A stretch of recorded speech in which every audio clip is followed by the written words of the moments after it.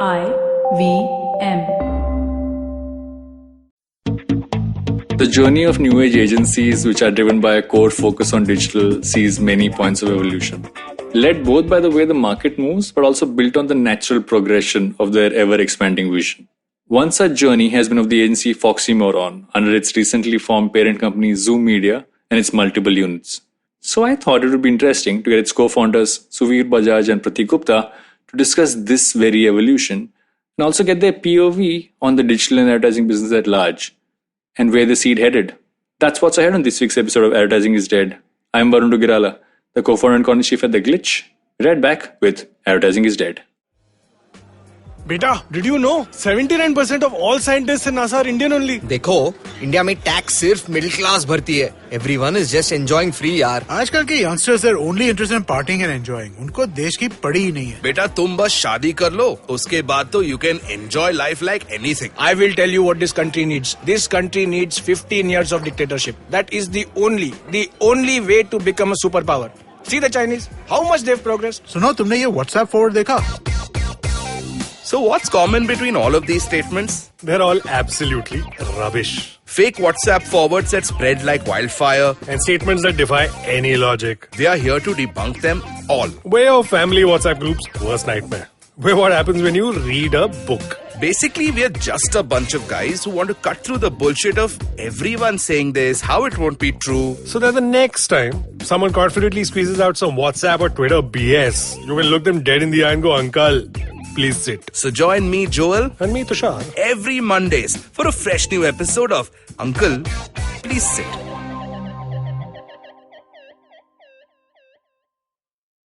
Welcome back to Advertising is Dead. We're with Suveer and Pratik. Hey guys, welcome to the show.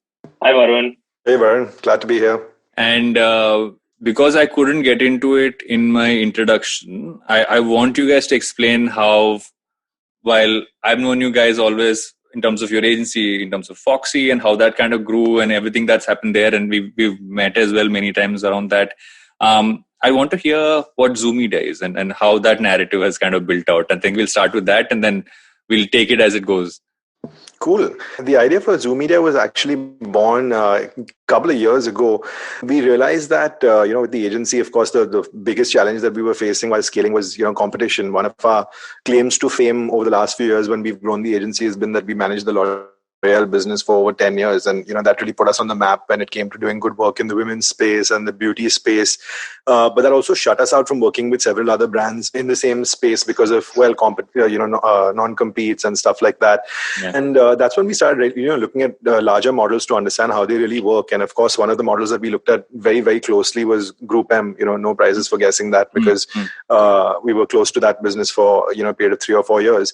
And just begun to start understanding the larger, the network model in terms of how agencies start working together and then starting to learn synergies between different, agencies inside the network and how that really adds value to clients. And I think there was a lot of stuff that we did well and there was a lot of stuff that we didn't do and there was a lot of stuff that we did but we didn't do too well and we realized we had to pull our socks up in, in multiple different directions. And I guess it was slower than we expected it to happen by looking at, trying to centralize the focus and centralize the approach. And we said maybe a decentralized approach actually works better from the perspective of, unlocking 2 or 3 different goals. I think the first goal that it unlocked for us was a talent goal because we were able to attract specialized talent across the board for specialized capabilities and specialized skill sets that we were not being able to harness under, a generalist agency. And for me, actually, that's been, the biggest win. The second thing is also from a career path and trajectory planning for, key talent inside the organization as they move up in the system. Now the fact that there are multiple agencies in the system means multiple people have different kinds of career paths and, have an upward journey there, in the network, so as to speak. Number 3, tying back to our larger, challenge that we were facing, which is with regards to competition, where very often if a particular agency was locked in as a digital AOR to a client, there was no room for other agencies to get in because a digital AOR was all encompassing 3 or 4 years ago. But then people were open to bringing in a creative technologist as a specialist to come in and do a project, bringing in a production house to come and do a project as a specialist when specialty services were really required in that regard.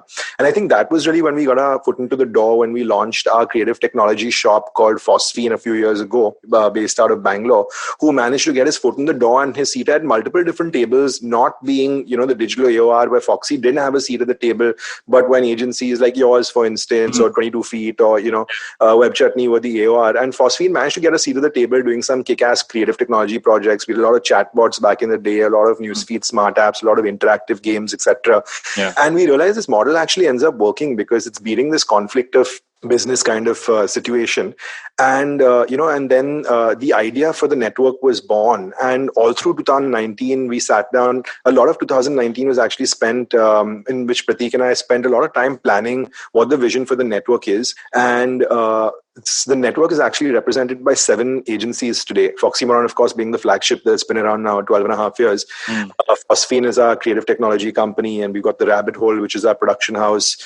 We've got Doinoing Consulting, which is our startup consultancy. We've got Mammoth Media, which is our media company, which we'll talk about later on. We've got Polin, which is our influencer management company.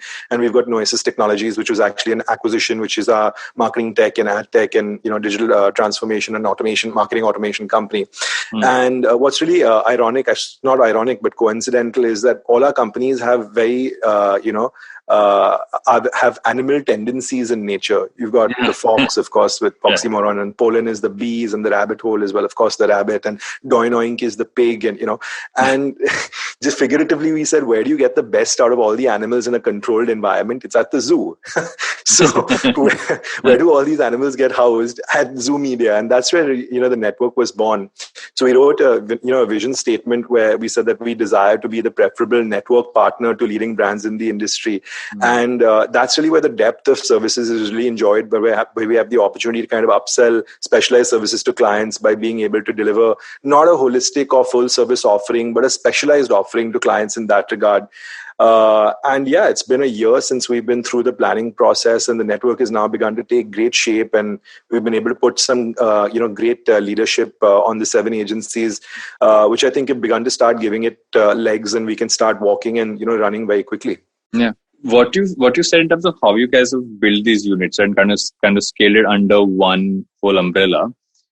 If you kind of go back to 12 years ago when Foxy kind of started, and Pratik, I'm going to ask you this, is that does this still align to what you guys thought you were building then? And kind of, is it just an evolved version of that? Or do you say that, how do you think that's evolved since then?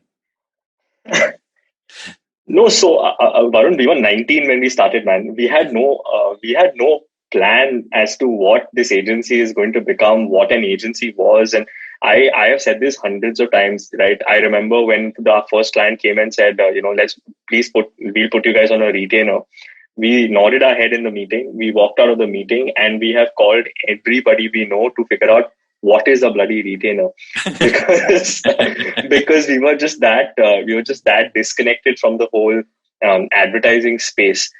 So our journey as an agency, as in the digital space, was an evolution. Then the services that we thought were becoming relevant in the space was a part of that evolution, and we kept on adding those services. Now, as that when you're growing a digital agency ecosystem, adding width is almost like a requirement that is always there, because to become irrelevant is so simple. Like, you may be doing 2 things correctly, but today there are people who are looking at 7 things and 8 things.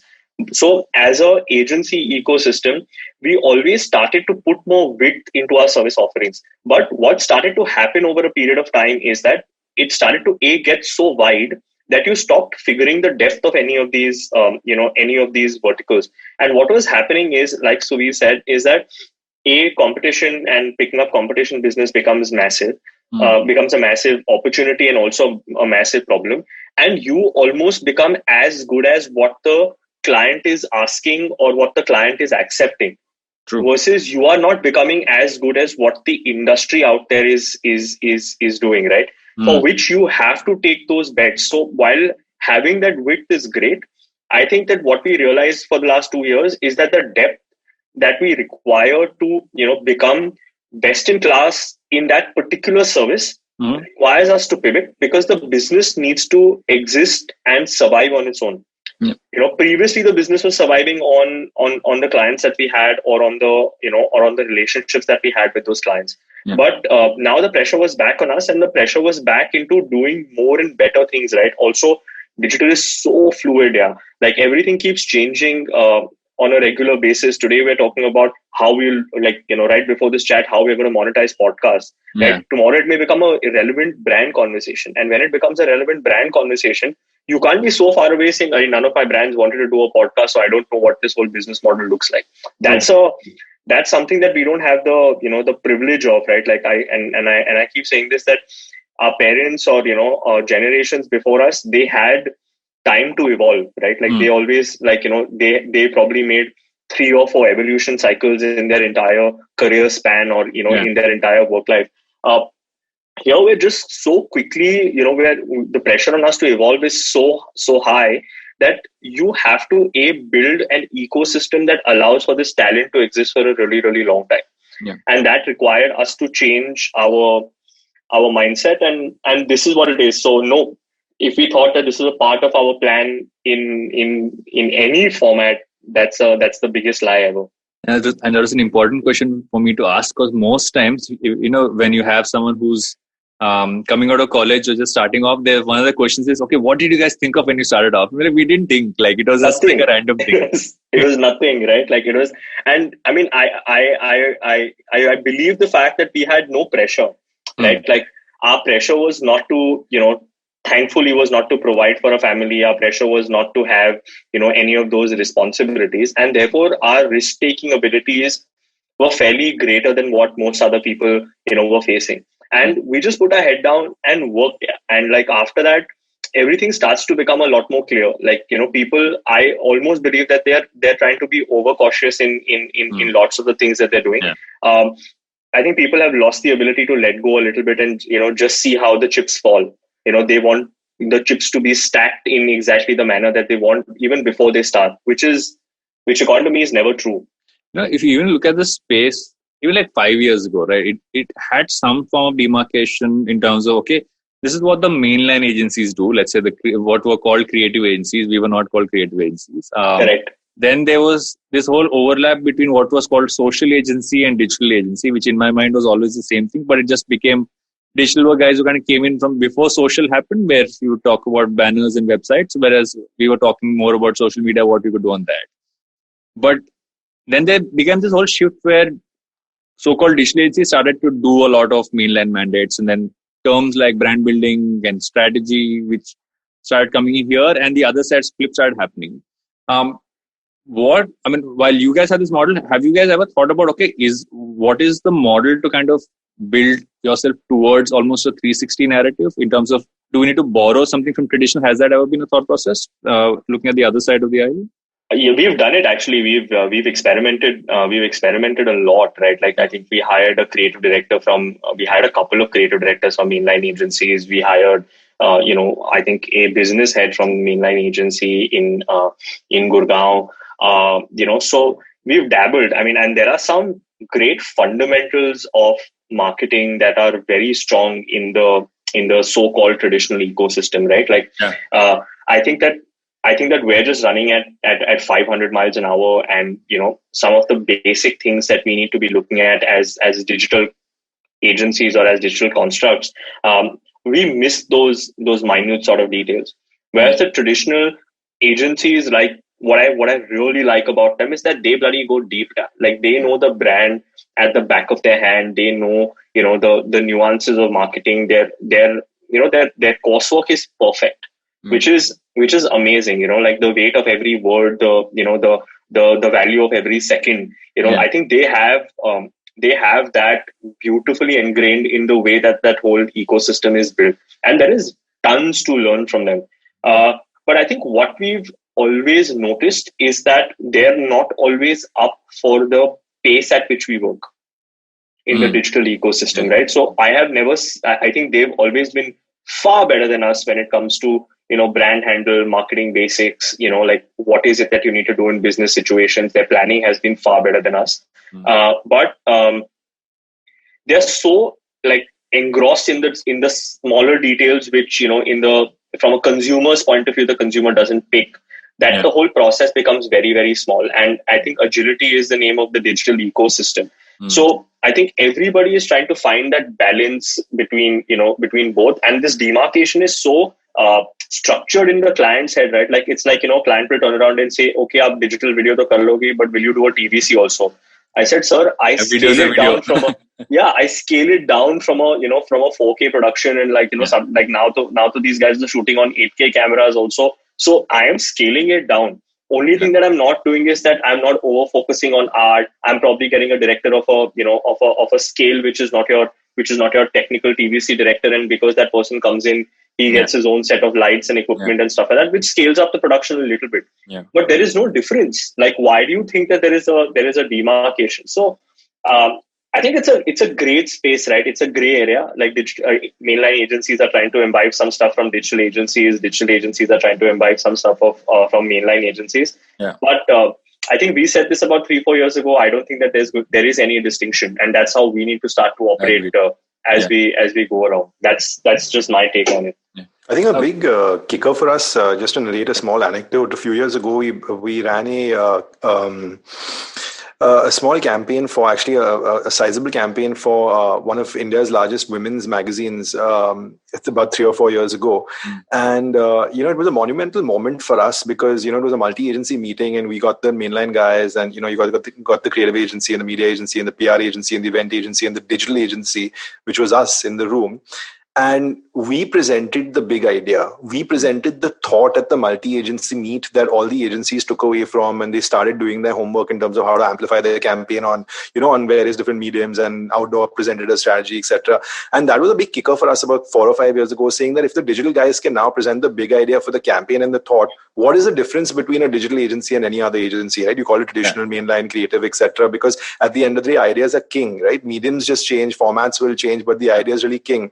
And I think that was a very, very big eye-opener for us, saying, look, we're not just medium or platform specialists. We're coming in, with brand understanding, brand lens. And I think that was a big day for us in terms of understanding the bridge between the different agencies inside a brand's ecosystem. And also, I think what's interesting is you spoke about the number of people in that room, right? And in fact, there's always been this thing about the seat on the table. Who are the guys sitting right next to the client? Who are the people not even having a seat or standing around the corner? And I think most times, what was called a social or a digital agency would have always be the guys who didn't have a seat, would almost be on that bench behind the table. The afterthought. And after everything would be like, iske liye do Facebook post bana lete hain, was literally the thing at the end, right? But now it's actually become interesting because it's become a table of almost equal partners, if not in many cases. But you also obviously there is a constant pace of who's going to run point on which project and which campaign. And I think content becomes such a strong part of that, right? In terms of just production and content and all that stuff. And Suveer, I know you and I have bounced that off many times in terms of just how production and content are such a core part of the entire space right now. I'd love to hear your point of view on that part of the business, because that has been I think it's seen many versions of its growth. Yeah, absolutely. I mean, what's really interesting is that, early on when, like you said, the digital agency, social agency, everyone was finding their feet. We always said that, we sit at the intersection of creative, media, technology, and then data got thrown in later, and everything became measurable. And very quickly our narrative actually changed from we sit at the center of at the intersection of creative, media, technology and data to content, media, data and technology. And we have this philosophy that we call the neon tree at Foxy Moron, right, which is literally picturized around a tree. And we say that the roots of the tree, so there's four components to it: the roots, the trunks, the branches, and then the leaves, right? The leaves, the fruits, everything that's on the top. And which are exemplified as as data, as technology, as media, and as content. And content effectively becomes everything that's visual and tangible and exciting and flavorful, which is the leaves and the fruits and the flowers and, everything that's colorful on the top. And, the baseline really is that content is actually, to be honest, the only tangible, right? Media is a great amplifier. Technology is a great enabler. Data is a great, a starting point and ending point. But content is the only thing that's really tangible. And therefore, content is the only thing that's homogeneous between, wherever you go, right? Whatever medium, platform, format you're thinking of, content is the only homogeneous thing. And I think,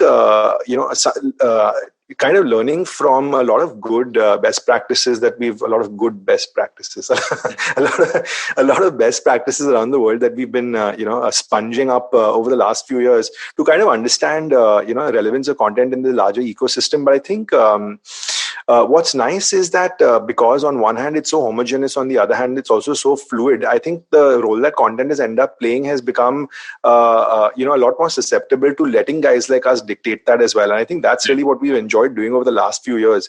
Like Pratik spoke about 2 minutes ago, today content is us chatting with you over a video podcast, right? Over a vodcast in that regard. Yeah. And of course, we'll circle back to the key that pays our bills and keeps our lights on, which is video production and the kind of content that we're doing there.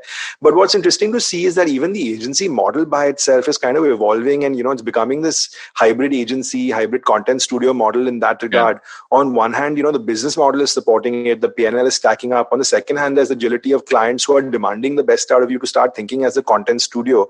And I think that's kind of just broken down the barriers for guys like us who are regular to performing inside an typical agency P&L to start thinking as running a studio, running a P&L, and then understanding the life of content across platforms, mediums, devices, formats. And really sitting in exploring the length and breadth of it. And in fact, something that you spoke about earlier prior to starting this recording was understanding the data, right, which becomes so fundamental when it comes to slicing, dicing, breaking up your content across the 1,000 iterations that it can possibly break down. I think that's been a massive focus for us as an agency. We spent the better part of the last 18 months really evangelizing a lot of proprietary, a lot of first-party data collection, partnering with a lot of global tech players, a lot of tools, etc., to let the data start talking for us in terms of creating a certain amount of science for the content. This has been an extremely exciting journey for us. So something that Pratik and I keep saying that, we started the business in 19, so nothing really to talk about before that, but we're inherently, entrepreneurs, inherently businessmen. We just happen to be in the business of advertising, and it just happened to work for us, and we happened to get good at it. We didn't come from a background that involved advertising, media, entertainment, etc. But we definitely came from a background that did understand science, numbers, just basically logical and rational thinking. And while creative is so subjective, and content can be debated in terms of whether it works, doesn't work, fits the brand, doesn't fit the brand, data can't be debated. And I think what we've really enjoyed doing over the last 18 months is applying data to create homogeneity, to create science, to create scalability with content. And Pratik will tell you more about that. No, I think that's the biggest reason for us to have that table the seat on that table, right? Because what I have noticed is a lot of the agencies out there are moving with certain planning and certain data sets that are freely available, and then they're always asking you that, can we do a research, can we figure out a little bit more in terms of the details.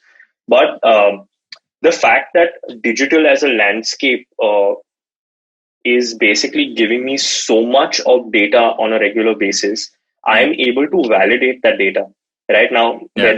Whether you move into an ecosystem that we're moving into, which is a lot more first party data, which is a lot more intelligence that we're building, or whether it's about utilizing the third party data, just the amount of weight that we're bringing to that table, and just the speed at which we're able to give feedback to what's working and what's not working, right? If you marry the whole media and the content bit, is amazing for a brand. And for brands that are actually opening themselves up to listening to this, they're getting greater business insights, and we're able to to maneuver the campaigns in a way that are either consolidating what these guys are doing or growing in places that they've not seen growth before. So the business impact of marrying this data, technology, media, and layering it with content and creative is just untouchable for me, right? Because the person sitting on the other side is so comfortable with letting his money go.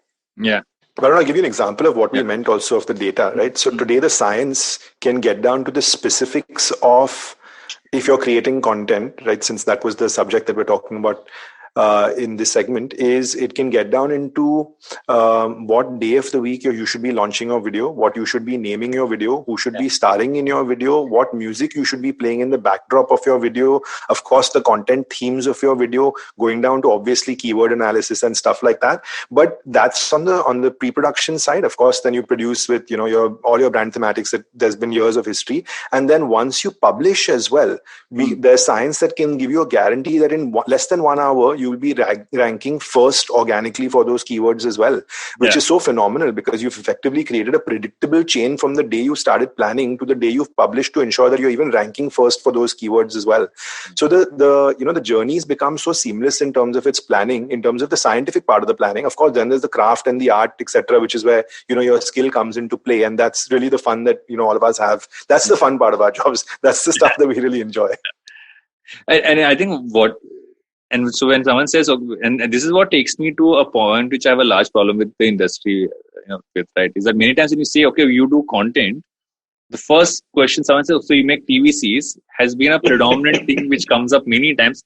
Thankfully, it doesn't come up as often, but that is not necessarily the focus area at all, right? Because I think that is the most monetized part of the business. While it might seem big and glamorous and it being a big television commercial, but I think that the amount of I would say, even like thought or monetary wise focus there is much lesser, looking at where the world is going.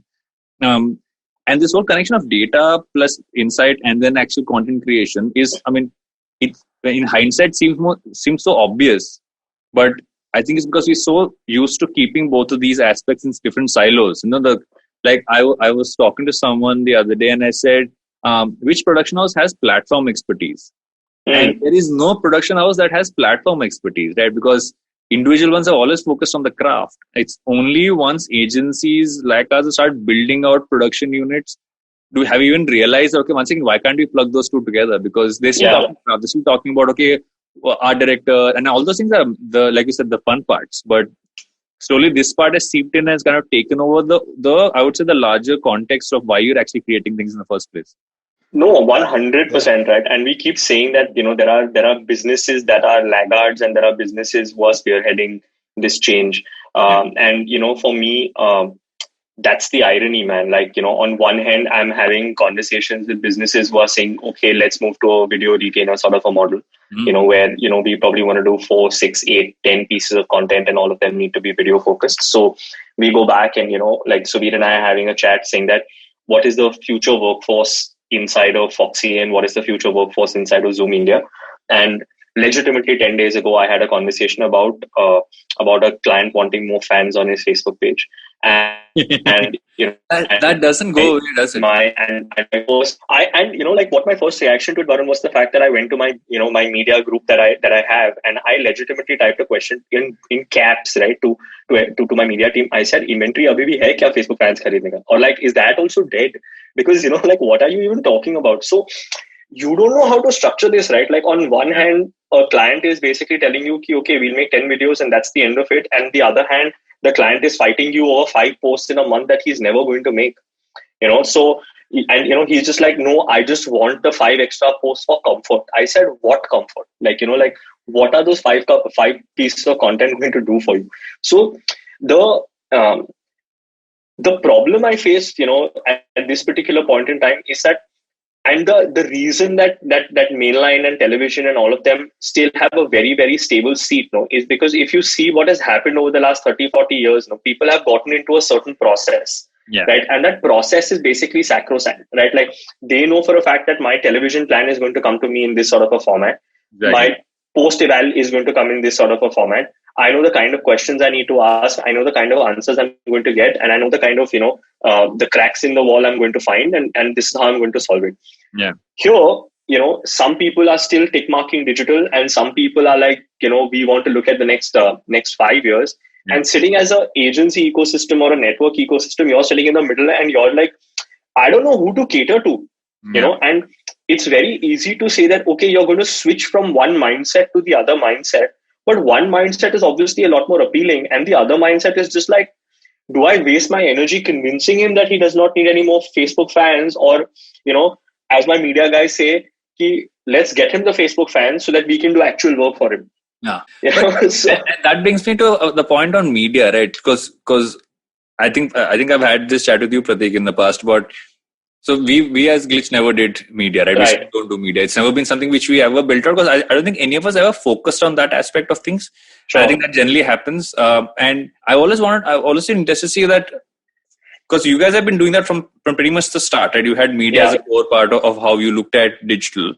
And we obviously now see the reason why those have to be joined together in terms of especially how things are right now. Would you say that media has at least brought that slight amount of maturity of understanding of the digital space a lot faster than creative has, just Yeah. from a client perspective? And also the fact that media is a lot more tangible, right? So when you're also having a conversation with the client where the client is trying to figure out what is why are you making a video in 3 lakhs, why are you making a video in 4 lakhs, and why are you going back and telling the client that we need to do 5 videos, 10 videos, 12 videos, that this video will come after this video will come after this video, whether it's a waterfall model or whether it's any of the other things that are basically happening over there.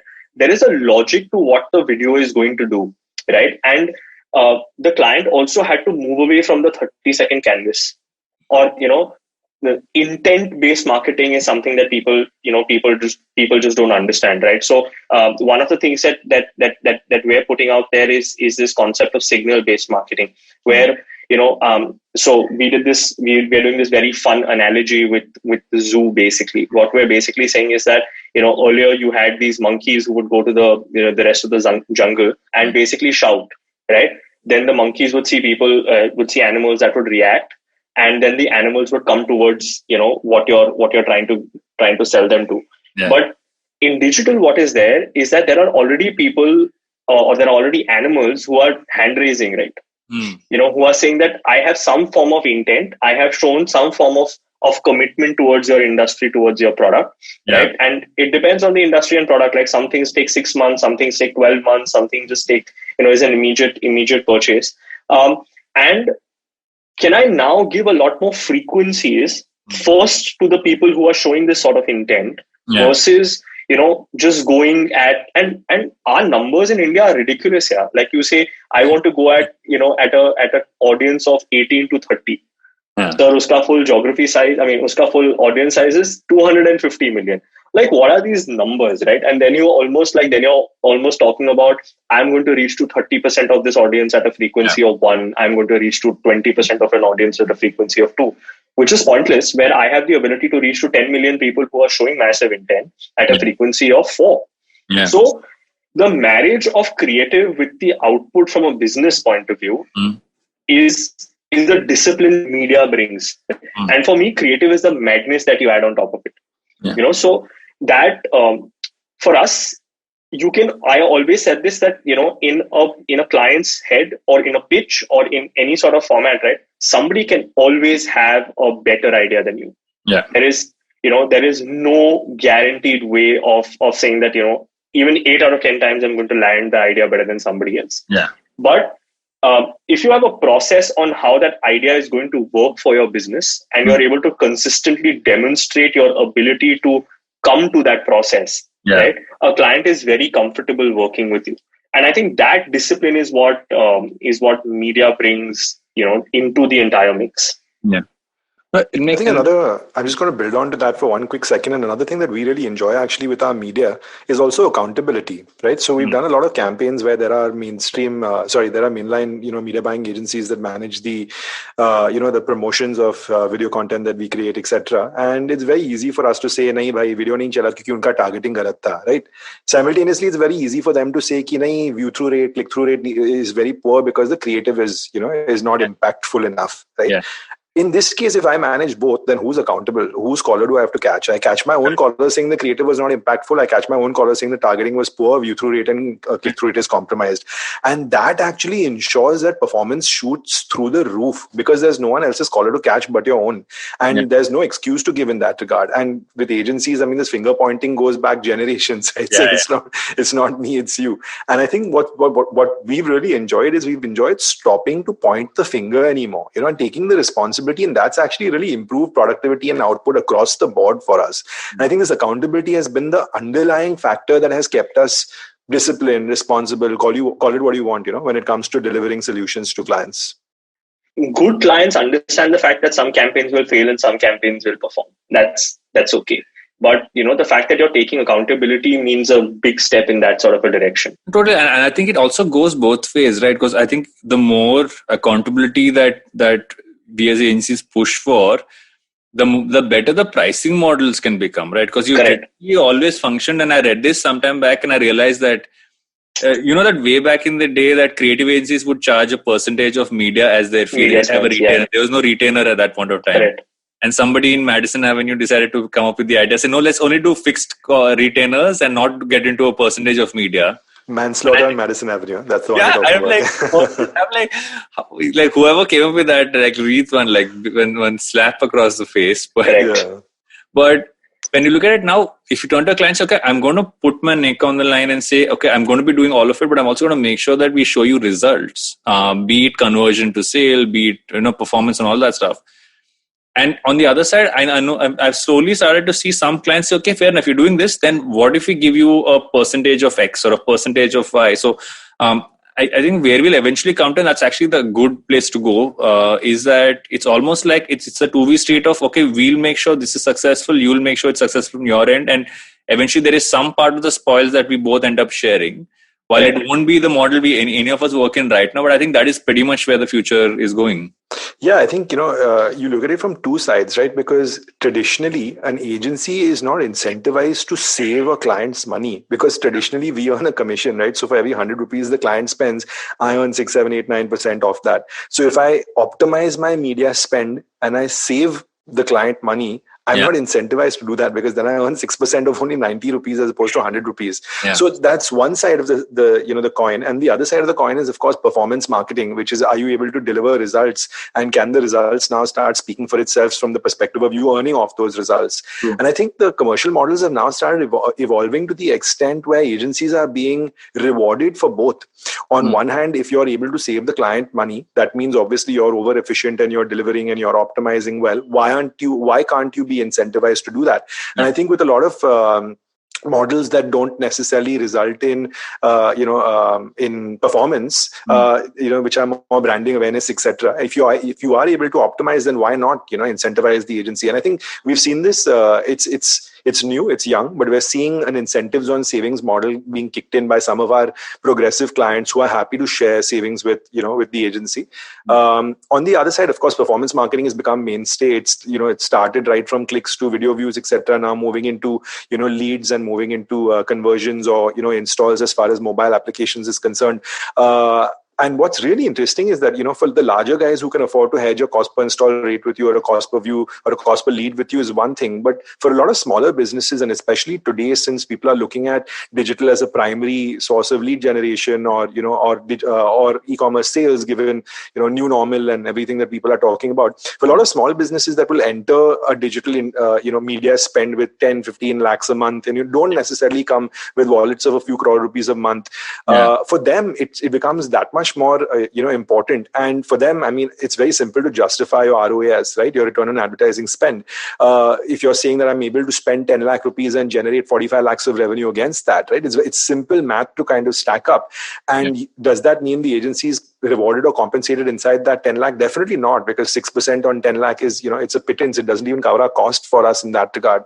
But if we are able to hit a performance, metric in that regard and generate whatever, 4x, 5x of sale, depending on the category, depending on the client, whatever the ratio works out to in that regard, can we be incentivized with a bonus at the end of the quarter? Hell yes. And that's happening today. And it's very, very motivating, because it's actually making us feel like business partners. It's not making us feel like an agency, right? So then I'm owning the client's marketing P&L in that regard. I'm saying, look, you're paying me a few lakhs of retainer per month, which you've been paying me traditionally. Now you're spending a few lakhs more on media. I put it together, and with the 15, 20 odd lakhs a month that you're spending, if I'm able to generate 50 to 60 lakhs of sale, it's incentivizing me to own your marketing P&L.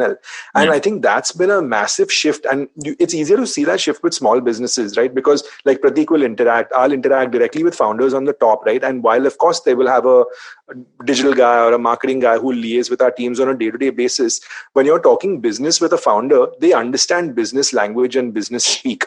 And when you're talking with a digital guy, he's going to be like, okay, optimize this and get me this rate and blah, blah, blah. His work is more tactical and more deliverable based. But I think a lot of that support coming from young businesses today that are really incentivizing us to work with them as business partners and finally justifying the worth of, the work that we do in context to digital.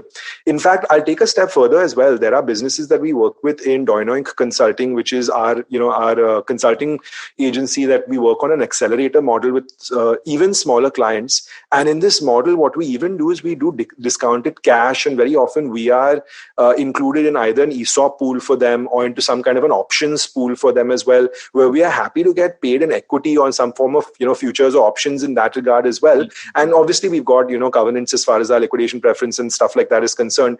But that's when we're really taking a bet on a business, right? Saying I'm willing to stick it out with this business for 3 years until you go into some kind of pricing event with an investor, and we've got some lick pref over there.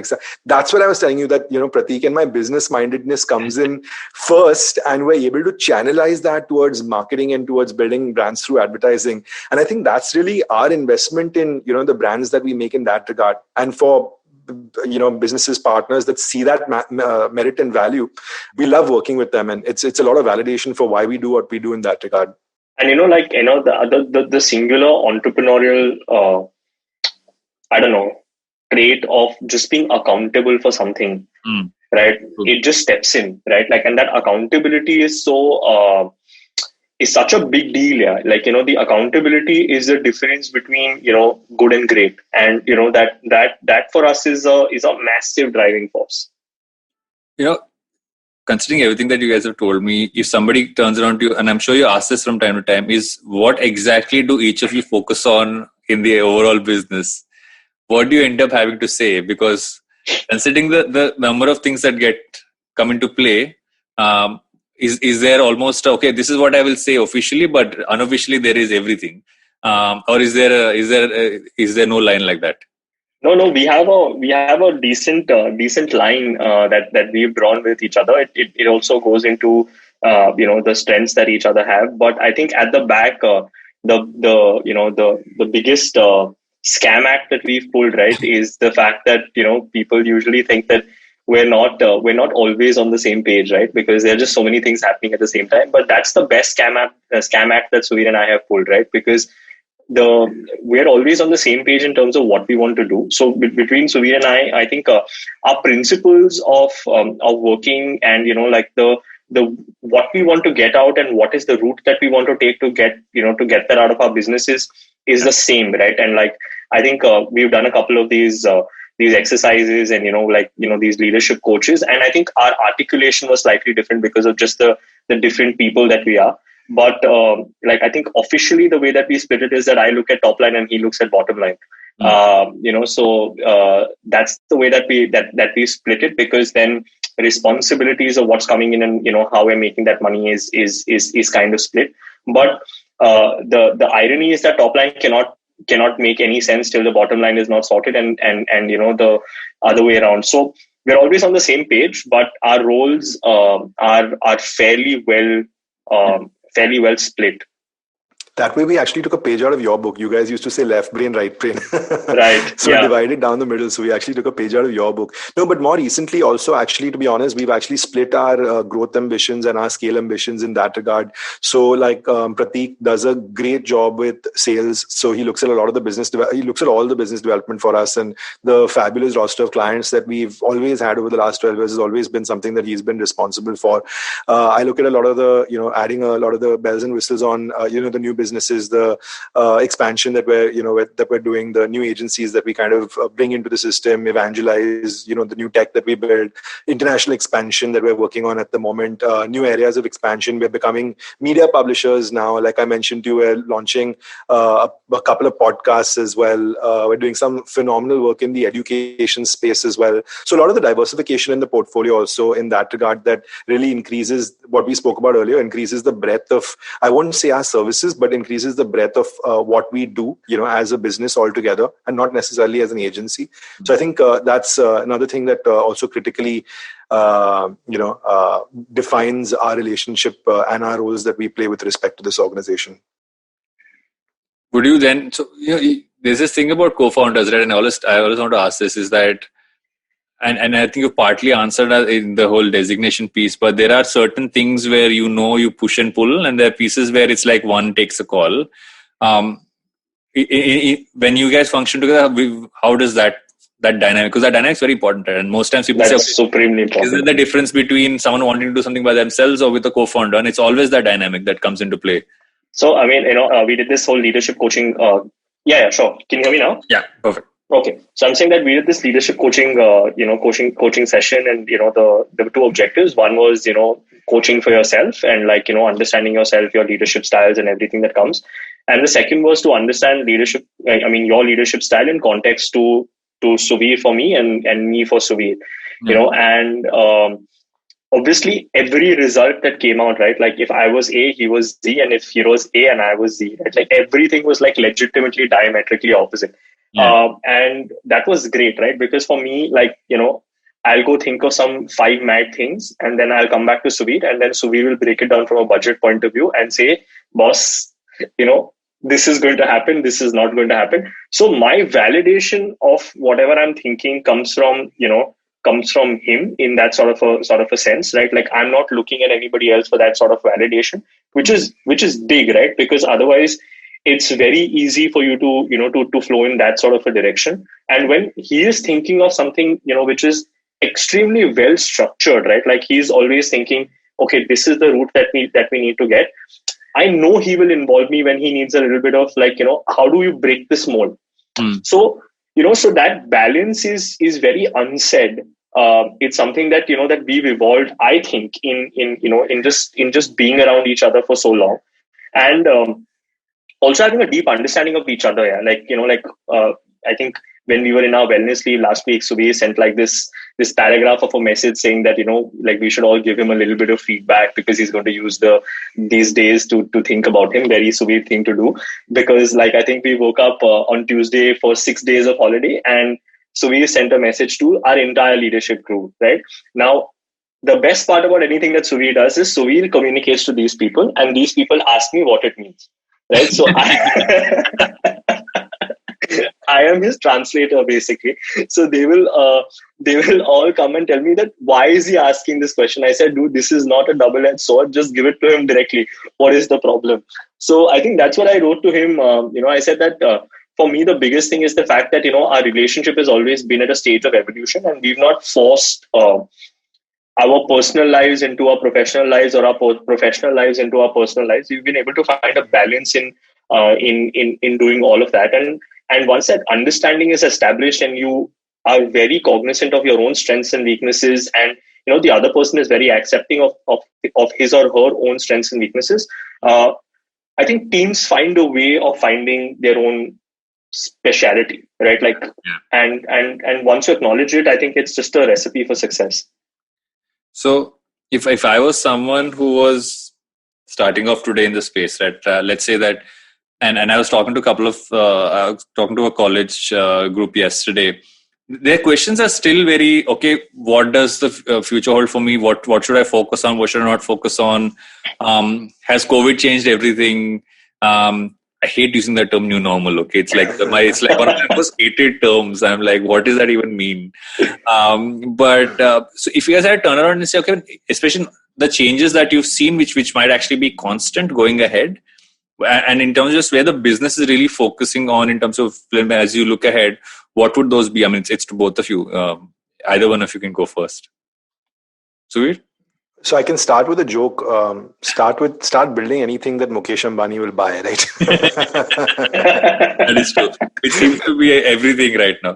It seems to be everything right now. No, absolutely. No, but Varun, you're right, because we work very closely with a bunch of colleges and college kids, and there's always this. I would call it like an innate amount of apprehension to kind of dive right in. Right, everyone's really excited, and it's really exciting to hear your story, our story, etc. And these are great stories to kind of start as moments of inspiration. But, a lot of people ask, when is the right time to start? What is the right time to start? If you had to restart, where would you restart and why? So I can actually answer the third question because I've answered it several times before. But as far as a lot of the first and second questions are concerned, I always say that, boss, the right time to start was yesterday. Why are you still sitting on your ass and waiting and wondering when the right time to start is? Because there's never going to be a right time to start, right? Today, you think there are 650 digital agencies in India in the organized sector. Tomorrow, there'll be 750, agencies. And if you think that that's going to be more competitive for you than 650, then why aren't you starting already, right? If you think that, the e-commerce space has already reached its peak and there's no space for anyone rather than the, big three, big four, then what are you really doing, right? If you want to do something specialty, then why haven't you already started, right? In that regard.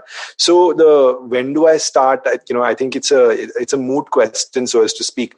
The why do I start comes from a lot of, personal inspiration, personal goals, etc. The what do I start? I think, to a certain extent, there's something that people discount a lot, and this is something that we've been talking about over the last couple of weeks is, of course, there's business opportunity, right? And like Pratik said, I'm the first guy to draw up, big fancy business plan and spend my nights awake, doing the number crunching and identify the opportunity. And that's just my process, right? In fact, I was up till 6 o'clock this morning doing the exact same thing.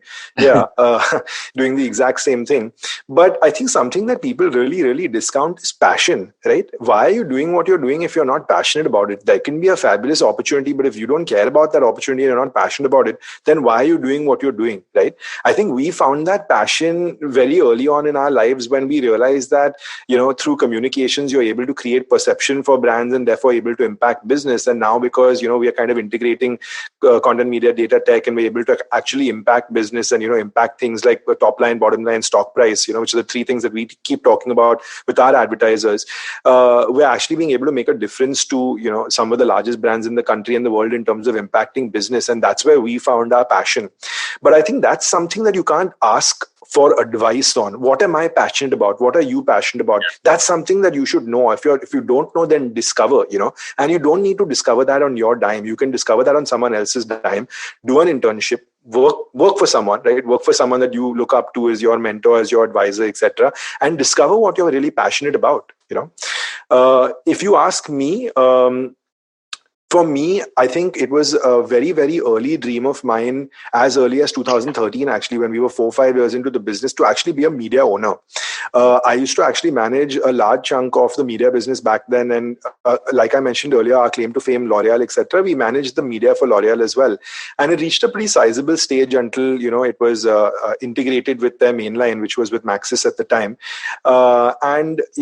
It used to really pinch me saying that we spend hours every day planning media and do ghiskis of various different Excel sheets and crunch the numbers for, publishers and media owners and, so on and so forth. And we pour crores of rupees of our clients' monies on these digital assets. When do we start becoming a media owner and start to enjoy the value of, monetizing our own digital assets? Yeah. And that was always like the star on top of the Christmas tree for me. That's really been like, I shouldn't say the one that got away, because that's, the next step of business that we are taking at the moment as well. Which is why I said, I can speak to that as well, saying that if we have to start from today again, I'm not saying restart, but take the next step forward in terms of starting.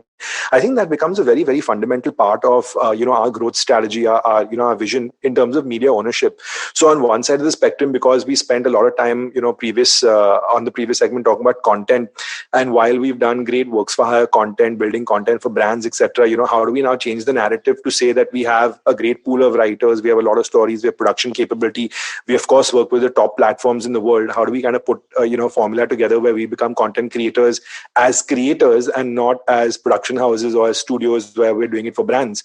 And that's like the first, I wouldn't call it the low-hanging opportunity, but I'll call it, an opportunity that exists in the mix today. And very, very happy to be taking a lot of solid steps forward in the space of doing docu-features, docu-dramas, fiction, non-fiction, both. We've done when we've put some time and effort in producing our first regional full-length film as well. Obviously, everything pushed back now due to COVID, and understandably, but very, very excited in the concept, in the idea of having become media owners in that regard. We are actually about 60 to 90 days away from launching our own, editorial publication as well, in the Which is a natural extension, right? Because we've got the tech, right? The tech that we have in-house powers like large Bollywood magazines. We've got the customer acquisition. We do the customer acquisition for like the largest, like I said, women's and Bollywood magazines, Femina, Filmfare, etc. To name a few. We've got the content creation ability. We've got the production. We've got the SEO. We've got everything in-house. The natural next step becomes obviously completely different model. Because can we start doing it for ourselves and start enjoying that value? Given the fact that we've got 74 brands that we can monetize this with in the kitty literally today. And that's been a very, very exciting part of the journey for us over the course of 2020. And this lockdown has really given us a lot of bandwidth to start planning, start bringing on some fabulous collaborators who help build this brand with us. Because now we can afford to do this top down, right? We don't need to do this bottom up with a frugal, lean way of working anymore. So that's been a really exciting journey over the last 4 or 5 months in that regard. Pratik? Yeah, I mean, so I think I also think that this whole entrepreneurial journey has been over glorified. I almost think that a lot of people come into this fray almost thinking that there will be you'll start working today and you'll reap the benefits tomorrow morning. And that for me is just the lack of persistence, and I keep going back to the way that kids are being raised today in terms of immediate sort of gratification. So I don't think that people who want to start, right, like need to start by thinking that hey, this guy, like White Hat Junior for that matter, right, he started a business 18 months ago, sold it for $300 million. That's almost like saying that every generation is going to have a Sachin Tendulkar. That's ridiculous. I don't think that they understand the grind that goes into being a proven entrepreneur, right? Like Suveer is saying that we have the ability today to do all of these things because nobody and in their sane mind is going to question whether we have the ability to grow a business and whether we have the ability to go through the tops and the bottoms that the business throws at you, because we have, with pure persistence, passion, and just the ability to survive, delayed our own gratifications.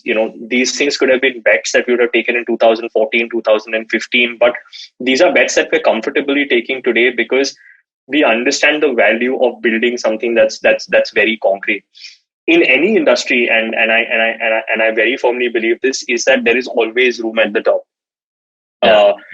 If you want to be a bottom feeder, or if you want to exist because you're going to play the I'm going to give it to you cheaper game, right? It is a race to the bottom, and there is no way that you're basically going to survive. But when you sign on to getting into this sort of a journey, you sign on to the fact that I'm committed to taking this journey to as far as I can take it, to more than the best of my current ability, right? Because that's the whole point. And I don't think that you get into something like this without knowing these facts, right? Like, and this over glorification of this entrepreneurial apparent lifestyle, right? Which is absolute non-existent in my opinion, because is the bigger thing that people have to mentally tackle. That you're going to work your ass off for the next 10, 12 years to get yourself in a position where you can do what you really want to do or what you really enjoy doing. And that process is something that is not taught. So towards the end of every episode, I do this thing called the humans of advertising. And I ask really random questions. Some of them are constant. I ask them every episode. Right. I'm actually wondering if I should ask each of you about the other person, but I think that'd be too much. But I will let the other person also give the reality of is the answer correct or not. So fair enough. My first one is, what are you a huge consumer of or are obsessed with that most people would be surprised to know that you are really like obsessed or a big consumer of this X thing? What would that X thing be? We'll start with you, Pratik. What am I a big consumer of? I am a very big consumer of all things new, shiny, and electric. And I'm a very big consumer. But that's not something that people will be surprised about. You have to no, they will not be. Yeah, you have to give it's like saying I'm obsessed with Snoopy. Yeah, like people are not. I'm with Snoopy's tattooed on my leg. Yeah. What am I a very big consumer of? I think what people will be very surprised about is that I'm a very big consumer of reading anything and everything that is under the sun, which has got nothing to do with what I do, which has got, like, I just read I just consume just too much content, I think. Like reading content. Sweet. How about you? Chyawanprash. Really? You like Chyawanprash? I don't like it, but I consume it because of the glorified entrepreneur life that we spoke about, which involved taking too many flights and too little sleep. Obviously, immunity used to go for a toss, and like especially when you're flying into Delhi and Bangalore, It's terrible though. Yeah, with the pollution and stuff like that.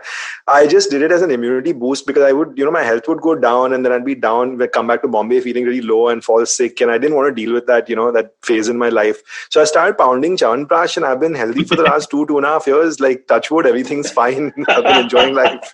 Chyawanprash, if you're listening, you have an influencer program ready to happen. Dude, we only do it.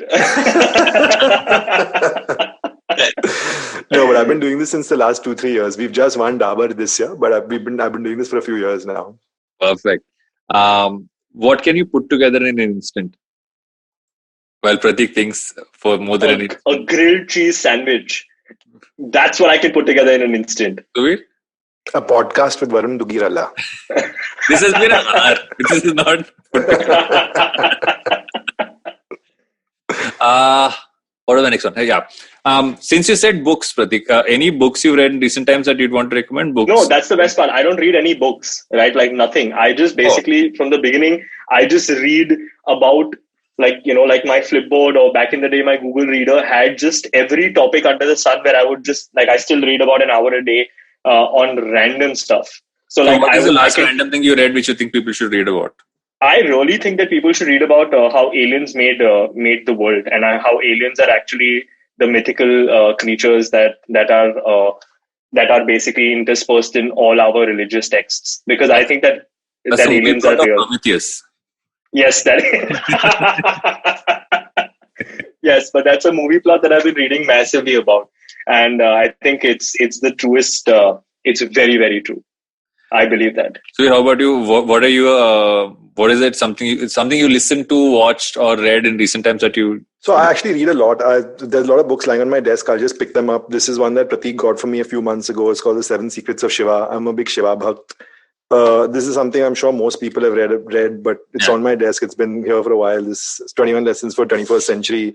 Another book by Paul Kalinathi that I read called When Breath Becomes Air. Fabulous book. Yeah. I read Andre Agassi's autobiography called Open, which was life-changing for me. I'm a very, very big tennis fan. I'm a Roger Federer fan, die-hard Roger Federer fan, and off to play tomorrow at 7:45 in the morning after 5 months of lockdown. But yeah. They finally opened it up, yeah. Yeah, they finally opened it up. They've opened up tennis and golf, which is a great start, I think. But yeah, I think Andre Agassi's Open was definitely a life changer for me. My most recent purchase from last week that I haven't got down to is the Amazon story, which hopefully will be my first week of September read. Should be fun to see how the secret sauce was put together by Mr. Bezos. And to wind this up, why will advertising not die? I think it's a very complicated skill set. It takes in a lot of different aspects of your life, right? Like it gets a person who's really right brain to think left brain, and vice versa. And I think it's an evolved profession for a lot of people, right? Like it's one of those that puts you through the grind, and I don't think a lot of people want to go through the grind just because people have the lack of willingness to do that. I think we will survive for a really long time. So, how about you? I thought the name of this podcast is Advertising is Dead. Which is why I always end with this question. Advertising will not die because we, the next generation, are here to keep it alive. I think it's that simple. I'm really excited for guys like us who are in our 30s to become, the generation that keeps the industry alive, and that, that owns the new narrative and the agenda, and not the new normal, but we are the new normal, right? Digital is the new normal. It's been the new normal for the last 5, 7, 8 years, whatever it is, right? So it won't die because we're here to keep it alive. Thanks a ton, guys. Thanks for doing this. This has been a lot of fun. It was long pending, and I'm happy we got to do this finally. Yeah, absolutely. It was fun. I think it was a good Thursday afternoon Catch up. Yeah, Thanks for having us, Varun. Appreciate it.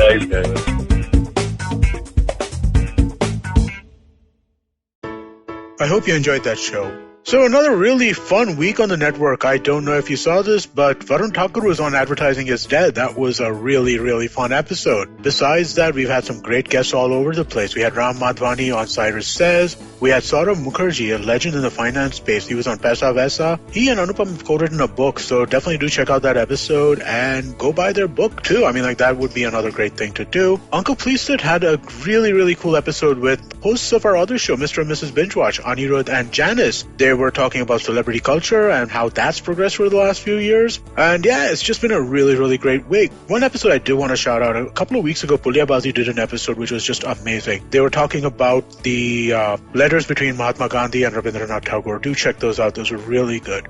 And with that, hope to see you again next week. Hi guys, this is Ayushi. And I am Ritasha. And welcome to Agla Station Adulthood. It's a fun podcast we've got going on, and we'd love for you to tune in and enjoy with us. Join us as we stop at various stations and discuss different topics that seem to be bothering us and hopefully Dating, you as well. relationships, beauty, just being an adult, lots of different things. We don't have a great grip on it, but we've done okay so far. Catch Agla Station Adulthood every Thursday on the IVM app, the IVM website, or wherever else you get your podcasts. This is the amazing story of something awesome. Once, Chuck decided to start a podcast. And so he did. The end. Okay, that was a crappy story. But I've got some really cool stories over at my new show, The Origin of Things. On this podcast, I look at the stories of how brands came into being and sometimes evolved out of quite unexpected circumstances. And to make it really fun, I reveal the name of the brand and sometimes a category only at the very end. The show is 5 to 7 minutes per episode and perfect for trivia junkies and brand nerds, especially those with short attention spans. New episodes out every Wednesday on IVM Podcasts app or website, or any podcast app or site that you happen to prefer. End of story. They lived happily ever after.